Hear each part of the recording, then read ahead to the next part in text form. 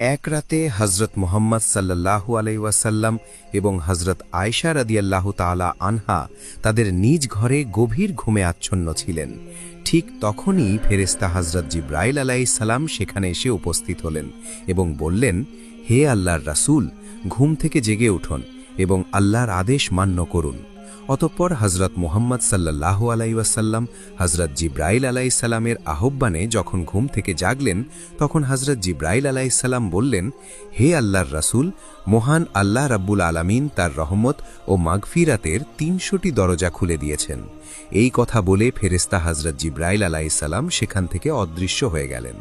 এরপর হজরত মুহাম্মদ সাল্লাল্লাহু আলাইহি ওয়াসাল্লাম দেখলেন যে হজরত আয়েশা রাদিয়াল্লাহু তাআলা আনহা এখনও ঘুমাচ্ছেন। তাই তিনি আয়েশা রাদিয়াল্লাহু তাআলা আনহাকে কিছু না বলে ঘর থেকে বেরিয়ে গেলেন।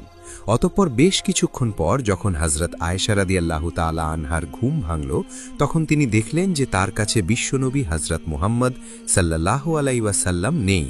তাই তিনি ভাবতে লাগলেন যে এই গভীর রাতে রাসূল সাল্লাল্লাহু আলাইহি ওয়াসাল্লাম কোথায় গেলেন। তাই হজরত আয়েশা রাদিয়াল্লাহু তাআলা আনহা ঘরের ভেতরে হজরত মুহাম্মদ সাল্লাল্লাহু আলাইহি ওয়াসাল্লামকে খুঁজতে লাগলেন, কিন্তু অনেক খোঁজার পরেও ঘরের ভেতরে নবীজি সাল্লাল্লাহু আলাইহি ওয়াসাল্লাম কোথাও খুঁজে পেলেন না। তাই আয়েশা রাদিয়াল্লাহু তাআলা আনহা ঘর থেকে বেরিয়ে নবীজি হজরত মুহাম্মদ সাল্লাল্লাহু আলাইহি ওয়াসাল্লামের অন্যান্য স্ত্রীদের ঘরে গিয়ে হজরত মুহাম্মদ সাল্লাল্লাহু আলাইহি ওয়াসাল্লামকে খুঁজতে লাগলেন। কারণ আয়েশা রাদিয়াল্লাহু তাআলা আনহা ভেবেছিলেন যে বিশ্বনবী হয়তো চুপচাপ অন্য কোনো স্ত্রীর ঘরে গেছেন। কিন্তু আশ্চর্যের ব্যাপার হলো, অন্য কোনো স্ত্রীর ঘরেও বিশ্বনবী হজরত মুহাম্মদ সাল্লাল্লাহু আলাইহি ওয়াসাল্লামকে পাওয়া গেল না। অতঃপর হজরত আয়েশা রাদিয়াল্লাহু তাআলা আনহা রাসূল সাল্লাল্লাহু আলাইহি ওয়াসাল্লামকে খোঁজার জন্য হজরত ফাতিমা রাদিয়াল্লাহু তাআলা আনহার ঘরের দিকে রওনা হলেন। কিছুক্ষণ পর হজরত আয়েশা রাদিয়াল্লাহু তাআলা আনহা ফাতিমা রাদিয়াল্লাহু তাআলা আনহার ঘরে গেলেন এবং বললেন, হে ফাতিমা, তোমার আব্বাজানকে কোথাও পাওয়া যাচ্ছে না, তাই তোমার কাছে এসেছি।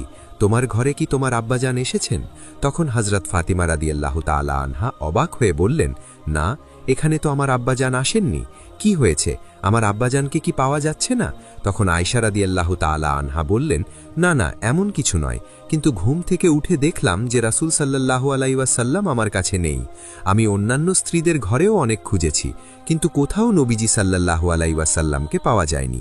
তাই আমি ভাবলাম যে হয়তো আলী রাদিয়াল্লাহু তাআলা আনহুর কাছে কোনো জরুরি কাজ এসেছে। তখন ফাতিমা রাদিয়াল্লাহু তাআলা আনহা বললেন, আচ্ছা চলো আমরা মসজিদে নববীতে খুঁজি।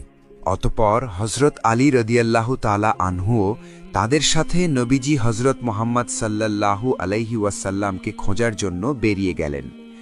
হজরত আলী রাদিয়াল্লাহু তাআলা আনহুর সাথে সাথে হজরত হাসান,